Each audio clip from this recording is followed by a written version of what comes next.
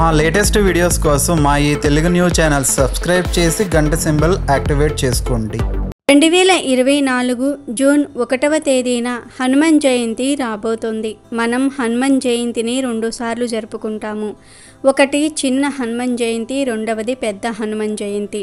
ఎందుకంటే హనుమ 2 సార్లు జన్మిస్తాడు. వైశాఖ బహుళ దశమి నాడు జరుపుకునేది పెద్ద హనుమాన్ జయంతి.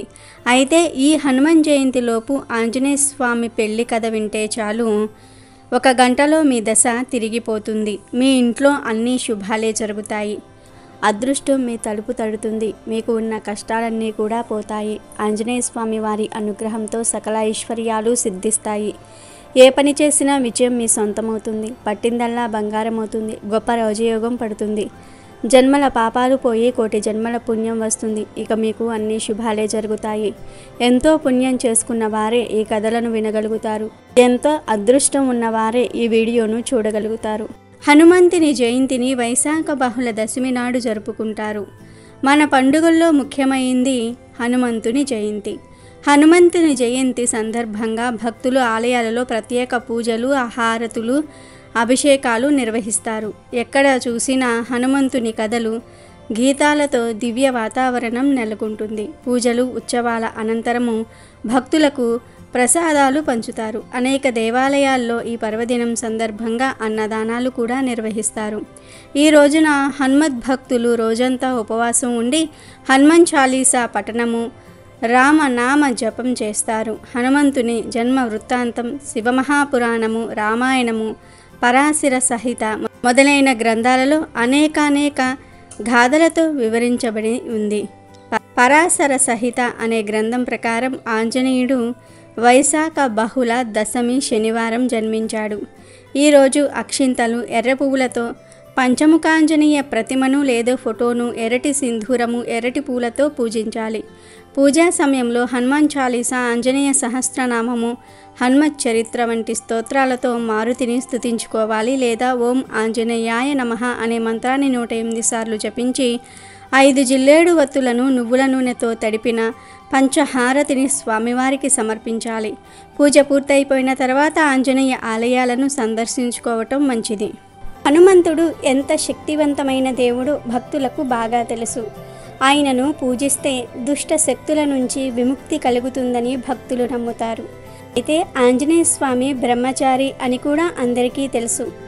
ఆయన అస్సలు పెళ్లి చేసుకోలేదని, జీవితాంతం బ్రహ్మచారిగానే ఉన్నాడని కొందరు అనుకుంటూ ఉంటారు. కానీ నిజానికి ఆంజనేయ స్వామికి పెళ్ళయింది.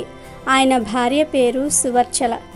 ఒకప్పుడు సూర్యదేవుడు విశ్వకర్మ కుమార్తె అయిన సంజనాదేవిని పెళ్లి ఆడతాడు. అయితే సంజాదేవికి సూర్యుని తాపమును తట్టుకొను శక్తి లేదు. కిన్నురాలైన సంజనాదేవి తన తల్లికి తన కష్టాన్ని చెప్పుకుంటుంది. కూతురి సమస్యను అర్థం చేసుకున్నదై ఆమె తల్లి విశ్వకర్మకు సంగతి విశదీకరిస్తుంది. విశ్వకర్మ సూర్యుడి ప్రకాశమును కొంత తీసివేస్తాడు. సూర్యుని నుండి బయటపడ్డ ఆ ప్రకాశము ఒక సుందరమైన కన్యగా మారుతుంది. ఆమె రూప లావణ్యములను చూసి దేవతలే భ్రాంతి చెందుతారు. సంగతేమిటో తెలుసుకోవాలని ఇంద్రుడు బ్రహ్మదేవుని వద్దకు వెళ్ళి ఆ కన్య ఎవరు అని అడుగుతాడు. ఇంద్రుడి ఉద్దేశము కనిపెట్టిన బ్రహ్మ ఆమెకు కాగలపతి శివాంశ సంభూతుడైన హనుమంతుడు తప్ప వేరే ఒకరు కారు అని చెప్తాడు. బాల హనుమంతుడు తల్లి అంజనాదేవి దగ్గర అల్లారు ముద్దుగా పెరిగి ఆమె అనుజ్ఞ మేరకు సూర్యుని దగ్గర విద్యాభ్యాసము చేస్తాడు. హనుమంతుడు సూర్య భగవానుణ్ణి గురువుగా చేసుకొని ఆయన వద్దే అనేక విద్యలను అభ్యసిస్తాడు. అయితే నవ వ్యాకరణాలు అనే విద్యను మాత్రం హనుమంతుడు నేర్చుకోలేకపోతాడు. ఎందుకంటే ఆ విద్య నేర్చుకోవాలంటే ఖచ్చితంగా వివాహం అయి ఉండాల్సిందే. దీంతో హనుమంతుడు ఏం చెయ్యాలో తెలియక అలా ఉండిపోతాడు. ఇది గమనించిన సూర్యుడు తన కుమార్తె అయిన సువర్చలను పెళ్లి చేసుకోవాలని హనుమంతుణ్ణి కోరతాడు.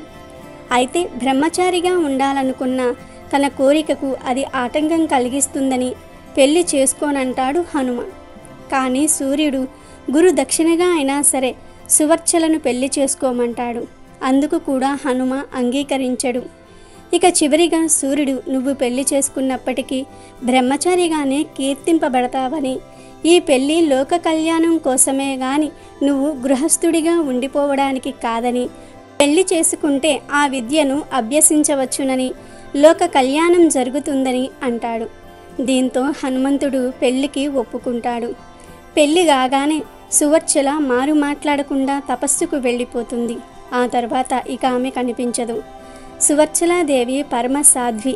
కేవలం తన జన్మ దేనికో ఆమె అర్థం చేసుకుని వివాహమైన మరుక్షణమే తపస్సులోనికి వెళ్ళటం మామూలు విషయం కాదు.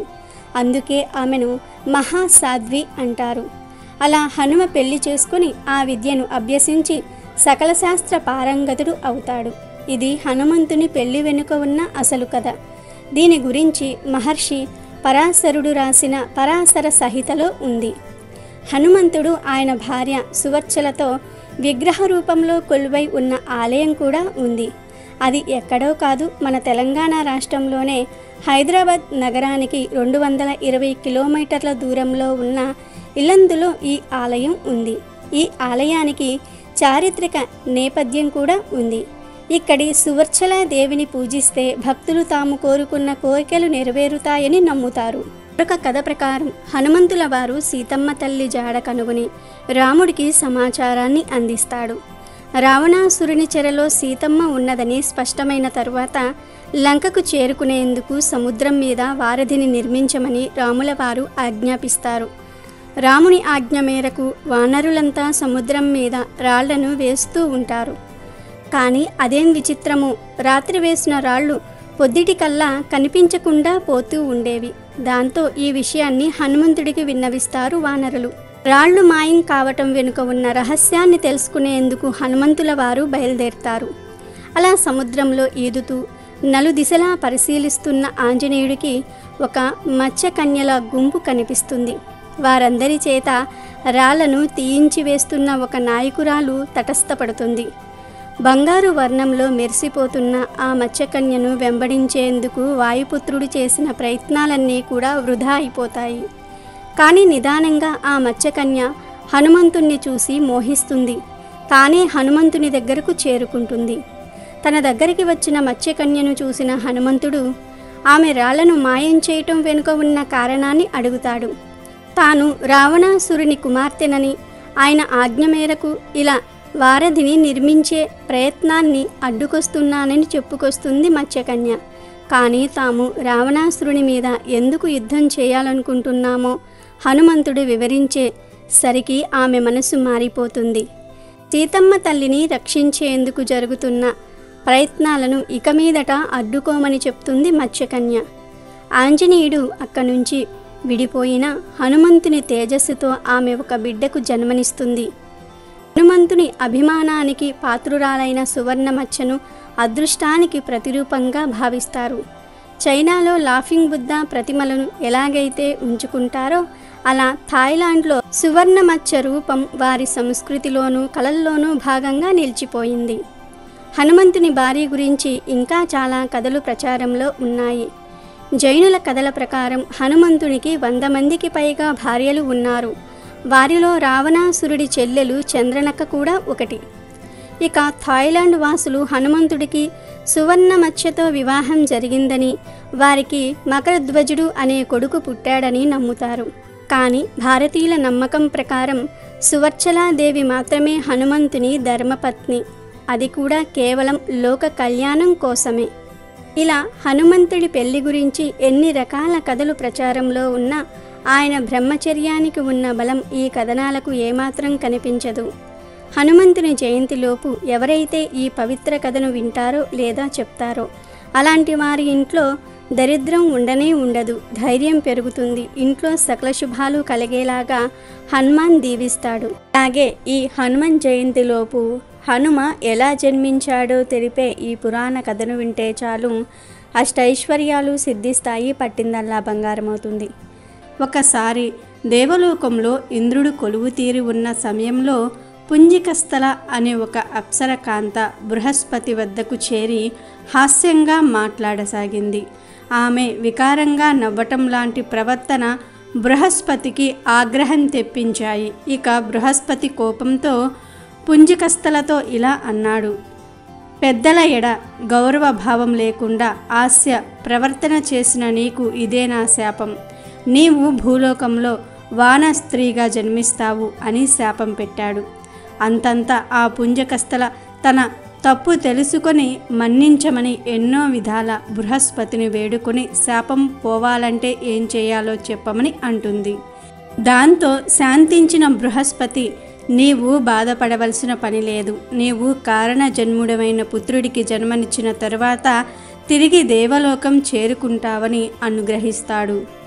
ఆ శాపం కారణంగా భూలోకమందు పుంజకస్థల అంజనాదేవి అను వానర కాంతగా జన్మించెను. ఆ తరువాత కేసరి అనే వానర రాజును వివాహమాడింది. ఇలా ఉండగా రాక్షస సంహార కార్యక్రమం బ్రహ్మ, విష్ణు, మహేశ్వర్లకు విడిగా ఏ ఒక్కరికి సాధ్యపడటం లేదు. కాబట్టి శ్రీ మహావిష్ణువు పరిస్థితిని గమనించి బ్రహ్మ, విష్ణువు, మహేశ్వర్ల తేజస్సు కలిపి శివుడికి ఇచ్చారు. దానిని పరమశివుడు మింగుతాడు. ఆ తేజస్సు వల్ల జన్మించిన వాడు రాక్షస సంహారం చేసి అటు దేవతలకు ఇటు ఋషులకు కూడా ఆనందం కలిగిస్తాడని శ్రీ మహావిష్ణువు చెప్తాడు. అలాంటి శివ వీర్య శక్తిని పార్వతీదేవి భరించలేక అగ్నిదేవుడికి ఇస్తుంది. అగ్నిదేవుడి కూడా భరించలేక వాయుదేవుడికి ఇస్తాడు. ఆ సమయంలో అంజనాదేవి మహాబల పరాక్రమవంతుడు సంపన్నుడైన కుమారుడు కలగాలని వెంకటాచలమయందు గొప్ప తపస్సు చేస్తూ ఉంటుంది. వాయుదేవునికి ఆమెపై అనుగ్రహం కలిగి ప్రతిరోజు ఆమె చేతికి ఒక పండు ఆహారంగా ఇచ్చేవాడు. అలాగే ఒకరోజు ఆ శివ వీర్యాన్ని పండుగా భావించి ఆమె చేతిలో ఉంచుతాడు. ఇక వెంటనే అంజనాదేవి దానిని పండుగా భావించి లోనికి తీసుకుంటుంది. ఆ విధంగా ఆమె గర్భం దాలుస్తుంది. ఆ సమయంలో ఆకాశవాణి అంజనాదేవితో ఇలా పలికిస్తుంది. ఇంతవరకు జరిగింది, జరగబోయేది చెప్తూ, ఓ అంజనాదేవి, నీవు అదృష్టవంతురాలివి. భగవంతుని అనుగ్రహం వల్ల నీకు ఒక మహానుభావుడు పుట్టబోతూ ఉన్నాడు. నీకు కన్యత్వ దోషం ఉండదని చెప్తుంది. ఆ విధంగా ఆంజనేయ స్వామి జన్మించారు. ఇప్పుడు మనం జరుపుకునే హనుమన్ జయంతికి కారణం ఇదే. ఆ విధంగా జన్మదినం రోజు ప్రజలంతా కూడా పండుగగా జరుపుకుంటూ ఉన్నారు. అలా హనుమ యొక్క స్థూల శరీరం అంజనాదేవి గర్భం నుండి వచ్చింది. సూక్ష్మ శరీరం వాయు ప్రేరకం కావున వాయుపుత్రుడు అని అంటారు.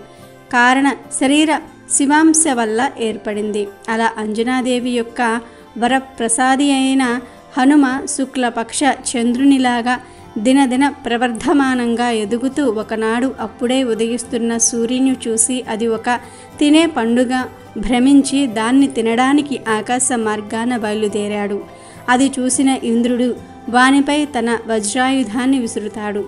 దాని తాకిడి వలన హనుమ ఒక కొండపై పడి ప్రాణాలు కోల్పోతాడు. అది తెలుసుకున్న వాయుదేవుడు హనుమంతుణ్ణి బ్రతికించేందుకు ఒక గుహలోనికి తీసుకుపోతాడు. దానితో ముల్లోకాల యందు గాలి స్తంభించిపోతుంది. వాయుదేవుణ్ణి వెతుక్కుంటూ బ్రహ్మాది దేవతలంతా కూడా గుహ వద్దకు చేరుకుంటారు. బ్రహ్మ వాయుదేవుణ్ణి ఓదార్చి హనుమను బ్రతికిస్తాడు. ఇక పరమేశ్వరుడు చిరంజీవిగా జీవిస్తావు అని ఆశీర్వదిస్తాడు. మిగిలిన దేవతలంతా కూడా అలా ఒక వరం ఇచ్చి దీవిస్తారు. తన పుత్ర సమానమైన హనుమ బ్రతికినందువల్ల తిరిగి లోక సంచారం చేయనారంభించాడు వాయుదేవుడు.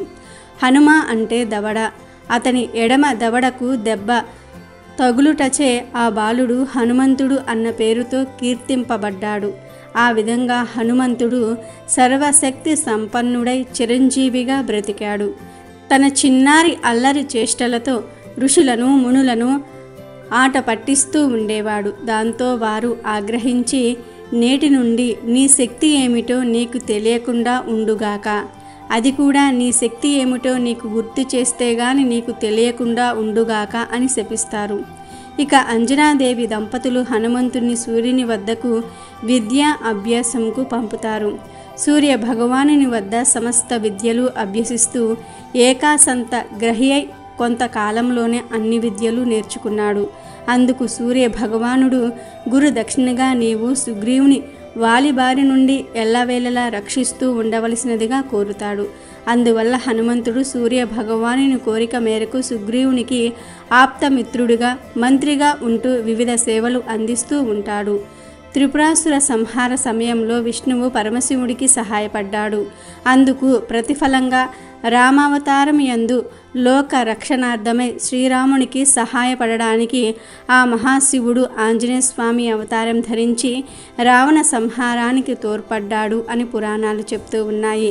ఒకసారి మహాశివుడు ఆంజనేయ స్వామి వారి జన్మ వృత్తాంతం పార్వతీదేవికి చెప్తూ హనుమంతుని అవతారం నా 11వ అవతారం అని పార్వతీదేవితో చెప్తాడు. హనుమాన్ జయంతిని మనం మొత్తం 2 సార్లు జరుపుకుంటాము. ఒకటి చైత్ర పౌర్ణమి నాడు, రెండవది వైశాఖ బహుళ దశమి నాడు.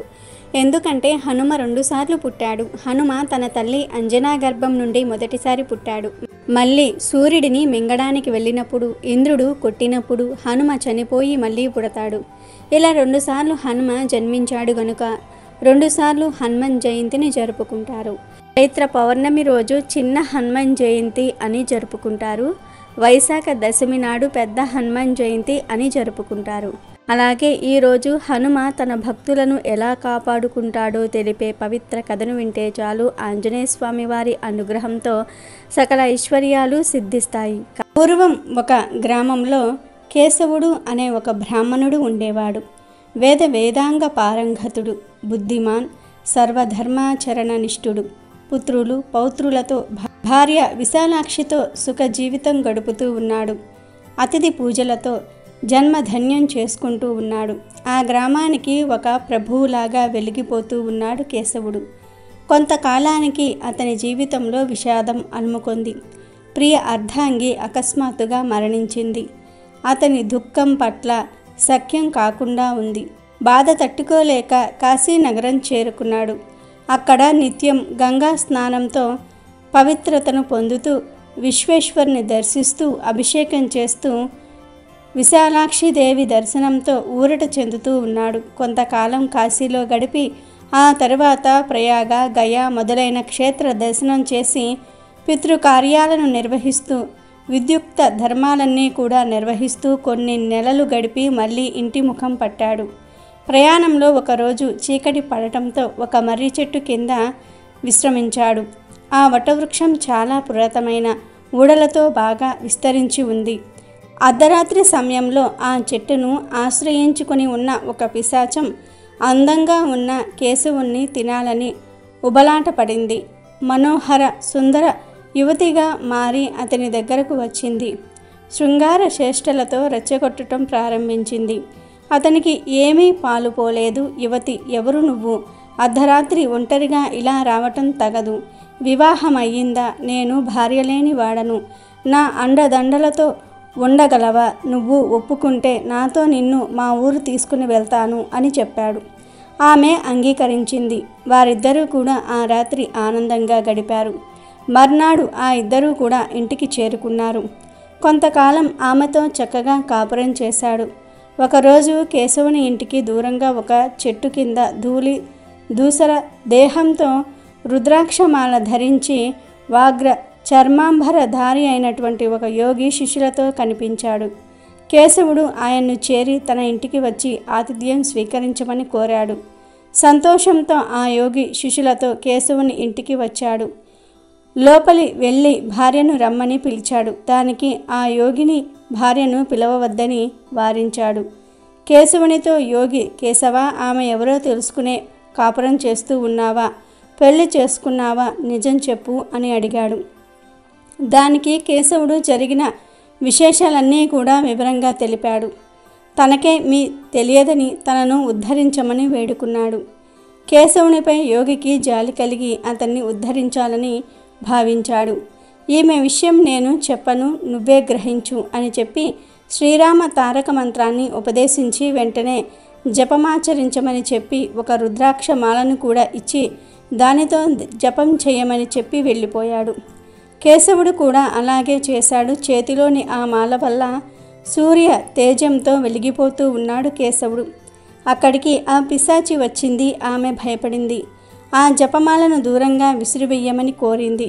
తన దగ్గరకు రావద్దని ప్రార్థిస్తూ ఏడుస్తూ దూరంగా జరిగింది. అప్పుడు భక్త సులభుడైన ఆంజనేయ స్వామి ప్రత్యక్షమై తన తోకతో ఆ పిశాచాన్ని చుట్టి విసిరివేశాడు. కేశవుడికి జరిగిందంతా కూడా తెలిపి స్వామి అదృశ్యులైనారు. కేశవుడు యోగిని దర్శించి జరిగిందంతా కూడా తెలియజేసి తన్ను ఉద్ధరించమని వేడుకున్నాడు. యోగి కృపాళుడై రామ ఆంజనేయులను నిత్యం జపించు, ఒక దేవాలయం నిర్మించి శ్రీ హనుమను ప్రతిష్ఠించు, జీవితాంతం హనుమ పూజ మానవద్దు అని హితవు చెప్పి శిష్యులతో వెళ్ళిపోయాడు. యోగి ఆదేశించిన విధంగా కేశవుడు శ్రీ ఆంజనేయ స్వామి దేవాలయాన్ని నిర్మించి స్వామిని ప్రతిష్ఠించి యథావిధిగా పూజలు నిర్వహిస్తూ హనుమ భక్తులను ఆదరిస్తూ హనుమ కథలను వినిపిస్తూ హనుమద్ అనుగ్రహాన్ని సంపూర్ణంగా పొంది చివరికి ముక్తిని పొందాడు. పూర్వం ఒక గ్రామంలో దరిద్రుడైన ఒక బ్రాహ్మణుడు ఉండేవాడు. చదువు ఏమాత్రం అబ్బలేదు. ఒక్క పూరి గుడిసెలో కాపురం ఉంటూ ఉండేవారు. పెళ్లి కాలేదు. బిచ్చ మెత్తుకొని జీవించేవాడు. కానీ సజ్జనుడుగా జీవిస్తూ ఉన్నాడు. అతని ఇంట్లో శ్రీ సీతా రామాంజనేయ విగ్రహాలు ఉన్నాయి. ప్రతిరోజు వాటిని పరిశుద్ధ జలంతో కడిగి పువ్వులు పెట్టి నమస్కరించేవాడు. ప్రార్థన మంత్రాలైనా రావు. మనసుకు తోచిన మాటలతో పూజ చేసేవాడు. ఇలా జీవితం గడిచిపోతోంది. ఒకసారి శ్రావణ మాసంలో ఆ దేశాన్ని పాలించే రాజు సైనికులతో ఎక్కడికో వెళ్తూ ఆ గ్రామానికి వచ్చాడు. అప్పటికే పొద్దుగూకింది, చీకటి పడింది. దీనికి తోడు వర్షం కురవటం కూడా ప్రారంభమయ్యింది. వాన బాధ భరించలేక రాజు సైనికులు ఎక్కడ ఇల్లు కనబడితే అక్కడ తలదాచుకున్నారు.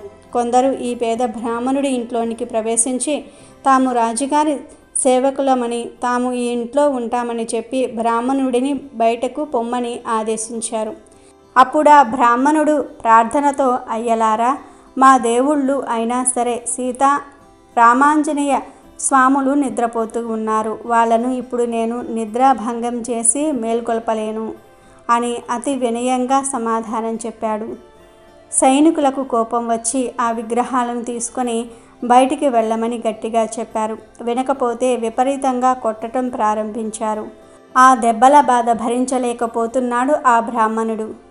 కొంచెం ధైర్యం చేసి ఎట్లాగో అట్లా ఆ విగ్రహాలు ఉన్న చోటుకి వెళ్ళి, శ్రీరామ, నన్ను ఈ దుర్మార్గులు బాధిస్తూ ఉన్నారు, మీకు నిద్ర లేకుండా చేస్తూ ఉన్నారు అని విలపిస్తూ ఆ విగ్రహాలను వీపుపై ఉంచుకొని జల పాత్రను ఎడం చేతిలో పట్టుకుని దండాన్ని కుడి చేతిలో ధరించి బయటకు వచ్చి చూరు కింద నిలబడ్డాడు.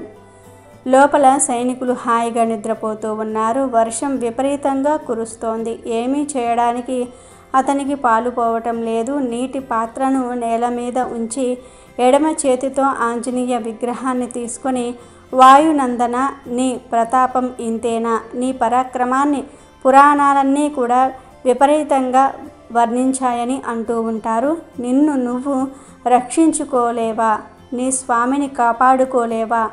ఎందుకొచ్చిన పరాక్రమం అని దుఃఖిస్తూ ఆంజనేయుడి తోకను పుచ్చుకొని గాలిలోనికి ఆ విగ్రహాన్ని విసిరివేశాడు. అంతే, ఆ విగ్రహం హనుమంతునిగా మారిపోయింది. బ్రహ్మాండ భాండాలన్నీ కూడా దద్దరిల్లేటట్లుగా భయంకర గర్జన చేశాడు హనుమ. ఆ గర్జనకు రాజు, అతని సైనికులు, ఊళ్ళోని మగవాళ్ళందరూ కూడా గుండెలు పగిలి చచ్చిపోయారు. స్త్రీలు మాత్రం బతికే ఉన్నారు. ఎట్లాగూ ఆ రాత్రి గడిచిపోయింది. వర్షం కూడా తగ్గిపోయింది. తెల్లవారిన తరువాత ఎక్కడ చూసినా పురుషుల శవాలే కనిపించాయి. ఈ పేద బ్రాహ్మణుడు, ఊళ్ళోని స్త్రీలు కలిసి ఆ శవాలన్నిటికీ కూడా దహన సంస్కారాలు చేశారు. అప్పటి నుండి ఆ ఊళ్ళోని స్త్రీలందరూ కూడా అతన్ని భర్తగా స్వీకరించారు. అనేక సుఖాలు అనుభవించి సీతారామాంజనేయులను నిత్యం పూజిస్తూ కొద్ది రోజులకు రాజైనాడు. అప్పటి నుంచి ఏ స్త్రీ అయినా సరే గర్భంలో పురుష శిశువును ధరిస్తే హనుమ గర్జించేవాడు. గర్భపాతం జరిగి ఆ శిశువు మరణించేవాడు. ఆ గ్రామం పూర్తిగా మగువలదే అయ్యింది. మగవాళ్ళు లేని గ్రామంగానే ఉండి పోయింది. మళ్ళీ మగ శిశు జననం అనేది అక్కడ జరగలేదు. అలాగే హనుమాన్ జయంతిలోపు ఆంజనేయ స్వామి, శివుడు వీరిద్దరిలో ఎవరు గొప్పో తెలిపే ఈ పురాణ కథను వింటే చాలు అదృష్టం మీ తలుపు తడుతుంది. రాముడు రాజ్యపాలన చేస్తున్న కాలంలో ఒకసారి అగస్త్యుడు, మునగు మహర్షులు వచ్చి రాముణ్ణి దర్శించారు. వారందరినీ తగిన విధంగా స్వాగతించి ఉచితాసనాలపై కూర్చోబెట్టి అగస్త్య మహర్షితో శంకరుడు, హనుమంతుడు వీరిద్దరిలో ఎవరి అధికులు, వాళ్ళిద్దరి సాహసాలను మనం తెలుసుకోవటం ఎట్లా అని శ్రీరాముడు ప్రశ్నించాడు. అప్పుడు అగస్త్యముని, విజయభాస్కర, రామ విను, శంకరుడే హనుమంతుడు. వాయు వరప్రసాది, వాయువులాగా అంతటా సంచరించే నేర్పున్నవాడు, అందులో సందేహం లేదు. నీకు అనుమానం వస్తే పరీక్షించవచ్చు అన్నాడు. వెంటనే శ్రీరాముడు మారుతిని ఆప్యాయంగా పిలిచి, హనుమ, ఇప్పుడే లంకకు వెళ్ళి విభీషణుడి దగ్గరున్న మౌక్తిక లింగమును తీసుకొని రావాలి అని ఆజ్ఞాపించాడు. హనుమ మారు మాట చెప్పకుండా రామాదులకు నమస్కరించి, తండ్రి వాయుదేవునికి వందనం చేసి రివ్వున వీచిన గాలిలాగా పల్లెలు, పట్టణాలు, కొండలు, కోనలు అన్నీ దాటుకుంటూ దక్షిణ సముద్రాన్ని అవలీలగా లంకించి లంకలో ప్రవేశించాడు. అక్కడ ఉన్న రాక్షస వీరులందరూ కూడా ఇంత హఠాత్తుగా హనుమ రావటం చూసి ఆశ్చర్యపోయారు. సరాసరి మహారాజు విభూషణి కొలువు చేరాడు. విభీషణుడు మారుతిని గౌరవించాడు. వచ్చిన కారణం తెలుపమన్నాడు. శ్రీరాముని ఆజ్ఞను వినిపించాడు హనుమ. రాజు ఎంతో సంతోషించి తాను ప్రతిష్ఠించిన చోటుకు వెళ్ళి అక్కడ ఉన్న 6 శివలింగాలను చూపించాడు. అందులో మౌక్తిక లింగాన్ని ఆంజనేయుడు చేతికిస్తూ, హనుమ, దీనిని మా అన్న రావణుడు కుబేరుడి నుండి తీసుకొని వచ్చాడు. కుబేరుడికి దాన్ని సాక్షాత్తు శివుడే ఇచ్చాడు. ఆ లింగాన్ని కుబేరుడు పూజించి నవనిధులతో కూడిన రాజ్యానికి రాజు అవ్వగలిగాడు. రావణుడు దీన్ని పొంది లంకా సామ్రాజ్యాధిపతి అయ్యాడు. దీన్ని నేను శ్రీరామచంద్రునికి సభక్తికంగా సమర్పించానని చెప్పు అని లింగాన్ని ఇచ్చేశాడు. హనుమ భక్తిగా ఆ మౌక్తిక లింగానికి నమస్కరించి విభూషణి దగ్గర వీడ్కోలు తీసుకొని అయోధ్యకు బయలుదేరాడు. ఆకాశంలో ఎగురుతూ 7వ రోజున అవంతి నగర ప్రాంతంలో ఉన్న పర్వతం మీదకు చేరాడు. లింగాన్ని అక్కడ ఉంచి రుద్ర సరస్సులో స్నానం చేసి ఆర్యపాద్యాదులు సమర్పించి మళ్ళీ ఆ పర్వతం దగ్గరకు చేరుకున్నాడు. అప్పుడు ఆ మౌక్తిక లింగం చిన్న పర్వతం అంతగా పెరిగి ఉండటం చూసి ఆశ్చర్యపోయాడు. దానిని కదిలించడానికి విశ్వ ప్రయత్నం చేసి విఫలుడైనాడు. అప్పుడు ఉమాపతి పరమేశ్వరుడు ప్రత్యక్షమై, హనుమ, విచారపడకు, నీవు దుఃఖిస్తే లోకమంతా కూడా చింతాక్రాంతమవుతుంది. నువ్వు సంతోషంగా ఉంటే ప్రపంచం నవ్వుతుంది. ఈ లింగం ఇక్కడే ఉండాలని భగవంతుని భావనగా అనిపిస్తోంది. ఈ పర్వతం చాలా పవిత్రమైనది. ఇక్కడ రుద్ర సరస్సు ఉండటం మరీ విశేషం. మౌక్తిక లింగం ఇక్కడ ఉండటం వల్ల దివ్యులైన దైవగణం, ఋషిగణం దీనిని సేవించే పరమ అద్భుతమైన అవకాశం కలుగుతుంది. దీన్ని వారందరూ కూడా శ్రీ హనుమత్కేశ్వరం అనే పేరుతో పిలుస్తారు. ఆ పేరుతో ఇది ప్రశస్తి పొందుతుంది. మానవులందరూ ఈ హనుమత్కేశ్వర లింగాన్ని భక్తి శ్రద్ధలతో పూజించి ధన్యులవుతారు. ఇక్కడ జరిగిన విషయాలన్నిటినీ కూడా శ్రీరామచంద్రునికి నా మాటగా చెప్పు, ఆయన దానిని అర్థం చేసుకోగలడు అని దీవించి పంపాడు శివుడు. హనుమ అలాగే సూటిగా అయోధ్య చేరి శ్రీరామునికి అన్నీ సవివరంగా వివరించాడు. శ్రీరాముడు, అగస్త్య మహర్షి మొదలైన వారంతా హనుమను ఆశీర్వదించారు. అలాగే హనుమాన్ జయంతిలోపు హనుమంతుడికి సింధూరం అంటే ఎందుకు ప్రీతి? దాని వెనుక ఉన్న పవిత్ర కథను వింటే సకల శుభాలు కలుగుతాయి. శ్రీరామ పాద సేవా ధురంధరుడు, రామభక్తి సామ్రాజ్యాధిపతి అయినటువంటి శ్రీ హనుమంతుడు అయోధ్యలో శ్రీరామ పట్టాభిషేకాన్ని పరమ వైభవంగా జరిపించాడు. రామప్రభువు సీతామాతను ప్రేమించినంతగా తనను ప్రేమించటం లేదని, తనను దూరంగా ఉంచుతున్నాడని మనసులో భావించాడు. రాత్రి వేళల్లో తనను అస్సలు రాముని వద్ద ఉండనియ్యటం లేదు. తనను ఎందుకు ఉపేక్షిస్తున్నారో అర్థం కావటం లేదు. తనకంటే సీత మాతలో అధికంగా ఏముంది? ఆమెనే అంత ఆత్మీయంగా దగ్గరే ఉంచుకోవడానికి కారణం ఏమిటో బ్రహ్మచారి అయినటువంటి హనుమంతుడికి ఏమీ తెలియటం లేదు. జానకీదేవి పాపిట్లో ఎర్రని సింధూరపు బొట్టు కనిపిస్తూ ఉంటుంది. ఆ ఎర్రబొట్టుకు రాముడు ఆకర్షితుడయ్యాడేమో అని అనుమానం వచ్చింది. ఆ సింధూరమే తన కొంప ముంచి శ్రీరాముణ్ణి సీతాదేవికి అతి సమీపంగా ఉంచుతోందని భ్రమపడ్డాడు. శ్రీరామ విరహాన్ని ఒక్క క్షణం కూడా సహించలేని దుర్భర వేదనకు గురి అయ్యాడు. దీని సంగతేమిటో తేల్చుకోవాలని శ్రీరాముడి దగ్గరికే వెళ్ళి చేతులు జోడించి, రామయ్య తండ్రి, మా తల్లి సీతామాత శిరస్సు మీద ఉన్న పాపిట్లో సింధూరం ఉంది, దానికి కారణం ఏమిటో వివరించండి అని ప్రార్థించాడు. శ్రీరామ ప్రభువు చిరునవ్వు నవ్వి, భక్త హనుమాను సమీపానికి రమ్మని, భక్త ఆంజనేయ, సీతాదేవి నుదుట సింధూర బొట్టు పెట్టుకోవడానికి కారణం ఉంది. శివ ధనుర్భంగం చేసి జానకిని వివాహమాడిన శుభ సమయంలో ఆమె పాపిట మీద సింధూరాన్ని నేను ఉంచాను. అప్పట్నుంచి ఆమె సింధూరాన్ని పాపెట్లో ధరిస్తోంది. దానివల్ల నేను సీతకు వసుడిని అయ్యాను. మా ఇద్దరి మధ్య ఉన్న అన్యోన్యతకు సింధూరమే కారణం అని వివరించి చెప్పాడు. ఆంజనేయుడు శ్రీరాముడు చెప్పిన మాటలన్నీ కూడా శ్రద్ధగా విన్నాడు.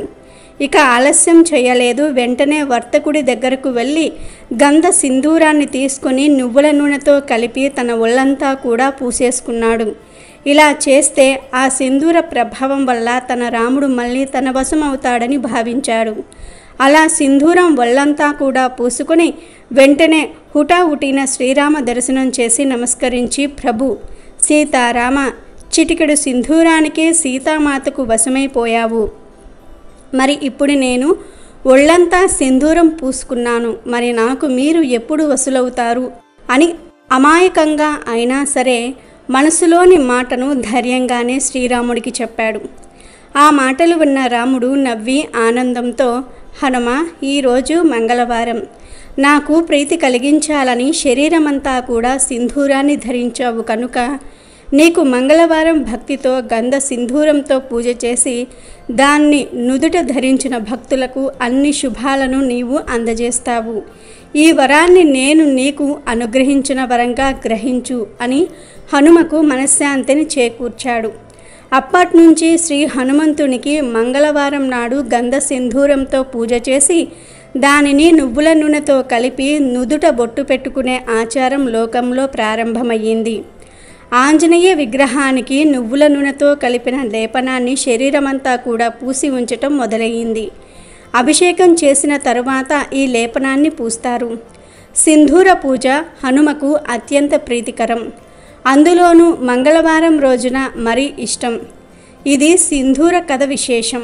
అలాగే హనుమాన్ జయంతిలోపు సీతాదేవి హనుమంతుడికి చెప్పిన ఈ పవిత్ర కథను వింటే చాలు, జీవితంలో కష్టాలు రావు, దరిద్రం దరిచేరదు, కోటి జన్మల పుణ్యం వస్తుంది. సీతను అపహరించిన రావణుడు ఆమెను లంకలో బంధించి రాక్షస స్త్రీలను కాపలాగా ఉంచాడు. లంకలో సీత బందీగా ఉన్న విషయం హనుమంతుడి ద్వారా తెలుసుకున్న రాముడు వానర సేనతో సేతువు నిర్మించి సముద్రాన్ని దాటాడు. యుద్ధంలో ఇంద్రజిత్, కుంభకర్ణుడు లాంటి రాక్షస వీరులు హతమయ్యారు. రావణ సంహారంతో యుద్ధం ముగిసింది. ఆ తరువాత సీతమ్మ దగ్గరకు హనుమంతుడు వెళ్ళి, తల్లి, నిన్ను ఆనాడు ఈ రాక్షస స్త్రీలందరూ బాధించారు. నువ్వు ఒక్క అవకాశం ఇవ్వు, వీళ్లను ఇక్కడే నా పిడికిడి పోట్లతో కొట్టి చంపేస్తానని అంటాడు. హనుమ ఆవేశం గ్రహించిన సీత, నాయనా, నీ ప్రభువు చెప్పిన పని నువ్వు చేశావు, వీళ్ళ ప్రభువు చెప్పిన పని వీళ్ళు చేశారు కాబట్టి వారిని ఏమీ చెయ్యకని వారించింది. పైగా వచ్చిన అతిథి ఎలాంటి వాడైనా మన దగ్గరకు వచ్చి తప్పు చేసినా వారిని క్షమించాలని ధర్మగుప్తుని కథ ఇలా చెప్పసాగింది. ఒకరోజు ధర్మగుప్తుడు అనే రాజు వేట కోసం పరివారంతో కలిసి అడవికి వెళ్ళాడు. అతను సాయంకాలం వరకు వెతికిన ఒక జంతువు కూడా అతనికి చిక్కలేదు. దాంతో రాజుకు పట్టుదల పెరిగింది.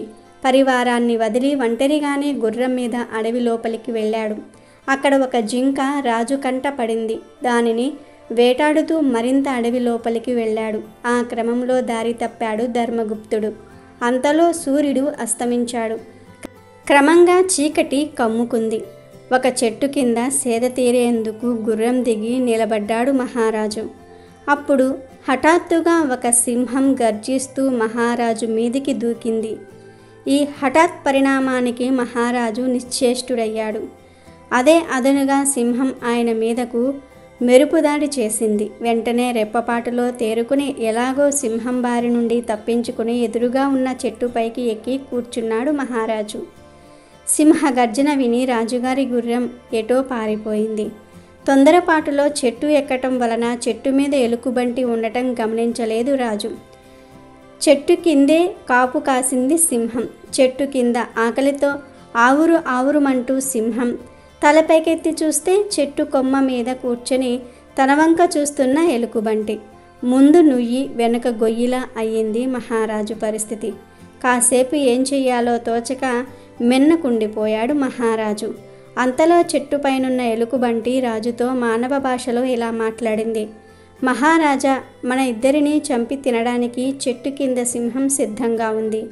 అందుచేత మనం ఈ చెట్టు మీదే ఈ రాత్రిని గడపాలి అంది. అవును భల్లుకమా అన్నాడు మహారాజు. అతని గొంతులో భయం స్పష్టంగా వినిపిస్తోంది. అప్పుడు మహారాజా, భయాన్ని విడిచిపెట్టు. నా మూలంగా నీకు ఎటువంటి కీడు కలగదు. వాగ్దానం చేస్తూ ఉన్నాను అంది ఎలుకబంటి. దానికి రాజు, భల్లుకమా, నీ మాటల్ని వినటం తప్ప నాకు మార్గాంతరం లేదు కదా అన్నాడు. భల్లుకం బాగా ఆలోచించింది. ధర్మగుప్తుని పేరులో ధర్మం ఉంది. భల్లుకం మనసు నిండా ధర్మ చింతన ఉంది. అందుచేత అది మహారాజుతో ధర్మబద్ధంగా ఒక ఒప్పందం చేసుకుంది.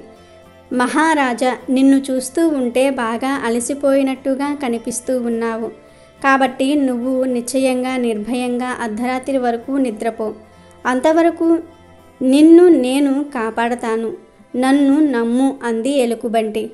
భల్లుకమ, నేను నిన్ను త్రికరణ శుద్ధిగా నమ్ముతున్నాను అన్నాడు మహారాజు. అర్ధరాత్రి తర్వాత నేను నిద్రపోతాను. అప్పుడు నువ్వు నన్ను కాపాడాలి, సరేనా అంది భల్లుకం. అలాగే మిత్రమా అన్నాడు మహారాజు. ఆ ఇద్దరి మధ్య కుదిరిన ఒప్పందం ప్రకారం ముందుగా ధర్మగుప్తుడు నిద్రపోయాడు. ఎలుకబంటి మహారాజును కంటికి రెప్పలా కాపాడింది. అప్పుడు చెట్టు కింద వేచి ఉన్న సింహం, భల్లుకమ, నువ్వు నేను జంతువులం, మహారాజు మానవుడు. అతను ఎప్పటికీ మన శత్రువే. అతనిని నమ్మటం శ్రేయస్కరం కాదు. నాకు ఆకలిగా ఉంది. నిద్రపోతున్న మహారాజును కిందికి తోసై హాయిగా తినేసి ఇక్కడి నుండి వెళ్ళిపోతాను. నిన్ను వదిలివేస్తాను. నా మాట విను అంది మృగరాజ. మృగరాజ, నువ్విలా మాట్లాడడం తగునా? రాజుకు ధర్మం గురించి నమ్మకం గురించి చెప్పాల్సిన పని లేదు. ధర్మమే లోకానికి రక్షణ కవచం. నమ్మకం ధర్మం ఈ రెండు విడదీయరానివి. నన్ను పూర్తిగా నమ్మి ఈ మహారాజు నిశ్చయంగా నిద్రపోతూ ఉన్నాడు. ఇతనిని కిందికి తోసేస్తే ద్రోహమే అవుతుంది కదా. నేను ద్రోహం చేయలేను. అందువల్ల దయచేసి నువ్వు ఇక్కడి నుంచి వెళ్ళిపో అని సింహానికి ఖరాఖండిగా చెప్పేసింది ఎలుకబంటి. క్రమంగా అర్ధరాత్రి అయ్యింది. మహారాజు నిద్ర నుంచి మేలుకున్నాడు. అప్పుడు ఎలుకబంటి మహారాజును నమ్మి నిద్రపోయింది. అప్పుడు చెట్టు కింద వేచి ఉన్న సింహానికి మళ్ళీ ఆశ కలిగింది. మహారాజా, నాకు ఆకలి మండిపోతోంది. ఎలుకబంటి నాకు ఆహారం. దానిని కిందికి తోసేయ్. తినేసి నిన్ను వదిలేసి వెళ్ళిపోతాను అంది సింహం. కాసేపు ఆలోచించాడు మహారాజు. అతనిలో ధర్మ దృష్టి నశించింది. స్వార్థబుద్ధి ఆకాశమంతగా పెరిగిపోయింది. ఇక మహారాజు క్షణం కూడా ఆలస్యం చేయలేదు. వెంటనే నిద్రపోతున్న ఎలుకబంటిని నిర్దాక్షిణ్యంగా చెట్టుపై నుండి కిందికి తొయ్యబోయాడు. కానీ సరైన సమయంలో మేల్కొన్న ఎలుకబంటి కింద పడిపోతూ చెట్టు కొమ్మను పట్టుకుని వేలాడింది. దాని సాయంతో పైకి ఎక్కి వచ్చి రాజుతో, మిత్రమా, పులి చెప్పినట్లు నేను నిన్ను తినేస్తానని భయపడుతూ ఉన్నావు. భయపడకు, నువ్వు నా అతిథివి అని సర్ది చెప్పింది. అప్పుడు ఎలుకబంటితో సింహం, చూశావా భల్లుకమా, ఈ మానవులు స్వార్థపరులు. ఈ నీచ మానవులు తమ స్వార్థం కోసం ఆశ్రయం ఇచ్చిన వారిని కూడా చంపడానికి వెనుకాడరు. వీళ్ళు వట్టి కృతజ్ఞులు. నువ్వు ఇంకా ఎందుకు ఆలోచిస్తూ ఉన్నావు?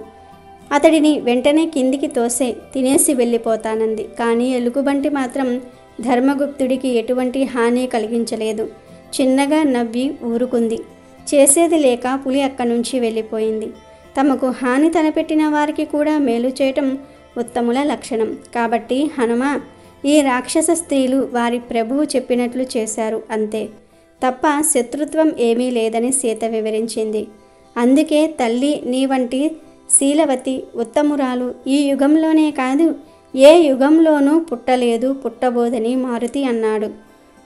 అపకారికైనా ఉపకారం చేయటమే దైవానుగ్రహ కారకం అనే విషయాన్ని ఈ కథ ద్వారా గ్రహించాలి. పూర్వం వారణాసి అనే పట్టణంలో విశ్వనాథుడు కొలువై ఉన్నాడు. దానికే కాశీ అని పేరు. సత్య హరిశ్చంద్రుడు భార్య చంద్రమతిని వేలం వేసిన ప్రదేశం ఇదే. విశ్వామిత్రుని బాధలు భరించి హరిశ్చంద్రుడు తిరిగి రాజ్యాన్ని పొందిన ప్రదేశం కూడా ఇదే. ఈ పట్టణాన్ని ధర్మాత్ముడు సత్యసంధుడు అయిన యయాతి మహారాజు పాలిస్తూ ఉన్నాడు. అతని పాలనలో ప్రజలు సుఖంగా, రోగాలేవీ లేకుండా ఆనందంగా జీవిస్తూ ఉన్నారు. ఒకసారి యయాతి మహారాజు అరణ్యానికి వేటకు వెళ్ళాడు. అక్కడ ఒక ప్రదేశంలో గౌతమ, విశ్వామిత్రాది మహర్షులు ఉన్నారు. అక్కడ నారాయణ యజ్ఞం విధి విధానంగా నారద మహర్షి సమక్షంలో జరుగుతోంది.